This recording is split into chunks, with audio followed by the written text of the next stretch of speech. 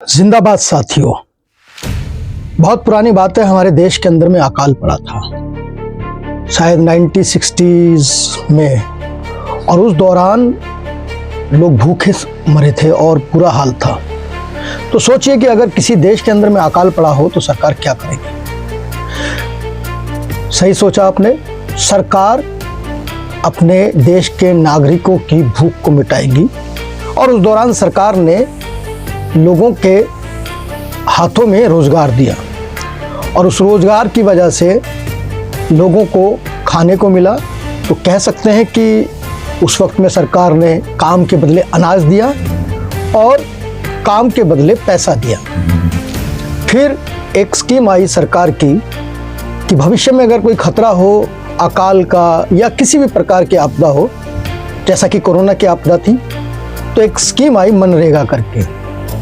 MNREGA scheme एक ऐसी scheme थी जिसके अंदर में सरकार ने जिम्मेदारी ले रखी थी कि हर राज्य में पंचायत के माध्यम से कार्य चुना जाएगा और उसका विकेंद्रीकरण किया गया कि पहले प्लान बनेगा पंचायत में, फिर अप्रूव होगा, गांव में किस तरह का विकास हो और उस विकास में गांव वालों की सहभागिता होगी। उस सहभागिता के आधार पर गांव के अंदर में कार्य होगा और गांव का विकास होगा। यानी कि बिल्कुल सेंट्रलाइजेशन, लोकतांत्रिक रूप से कार्य की आवंटन होगा।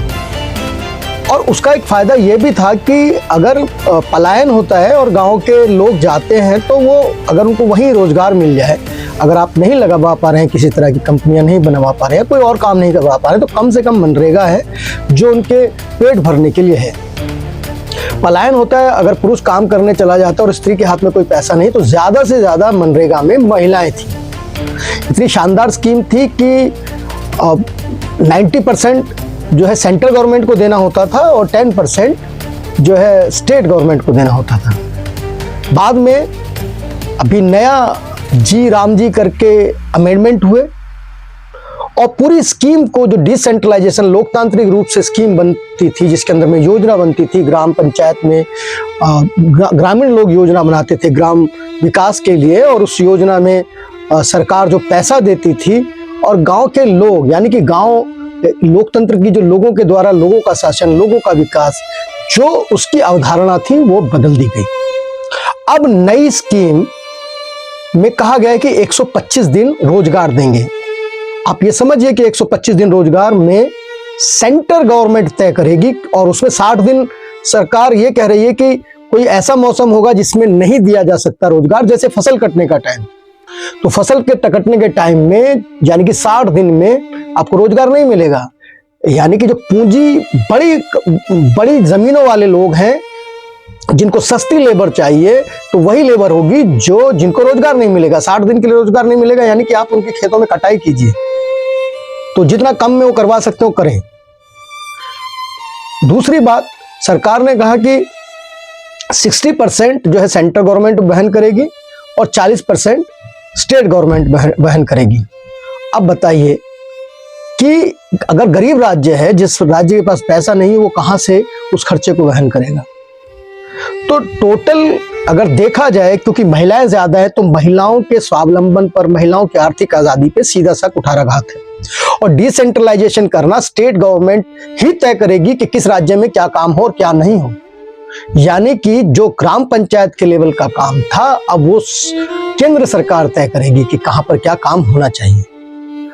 तो वापस आप आ जाइए एक तानाशाही व्यवस्था के अंतर्गत, जहां पे एक सेंट्रल गवर्नमेंट तय करे। तो आप क्या चाहते हैं? आप ये चाहते हैं कि लोकतांत्रिक रूप से देश के अंदर में कार्य हो, या सेंट्रल गवर्नमेंट उस चीज की पूरा का पूरा जिम्मेदारी ले ले और फिर सरकार जिसकी जहां जिस राज्य में मर्जी होगी वहां पे वो कार्य देगी। तो जी राम जी जो योजना है, जिसका मनरेगा से बदल दिया, महात्मा गांधी जी का नाम हटा दिया, हटा दो महात्मा गांधी जी का नाम। महात्मा गांधी जी कोई नाम नहीं है, वो तो एक विचार है। वो हर किसी व्यक्ति के अंदर में, देश की आज़ादी में उनका जो योगदान रहा वो कभी मिटाया नहीं जा सकता। स्कीम से नाम मिटा दीजिए, उससे कोई फर्क नहीं पड़ने वाला। फर्क जो पड़ने वाला है, लोगों के हाथों से जो रोजगार छीना जा रहा है, जो स्कीम को डिसेंट्रलाइजेशन करके सेंट्रलाइज किया जा रहा है, उससे फर्क पड़ने वाला है। लोगों के हाथ से रोजगार जा रहा है। तो आप अगर नहीं आवाज़ उठा रहे और केंद्रीकरण कर रहे हैं हर चीज़ का, और उसमें आप खुश हैं, तो इसका मतलब समझ लीजिए कि इस देश को हम एक सेंट्रल डिसीजन में लेकर जा रहे हैं, जहां पर राज्यों का जो फेडरल सिस्टम है वो ख़त्म हो रहा है।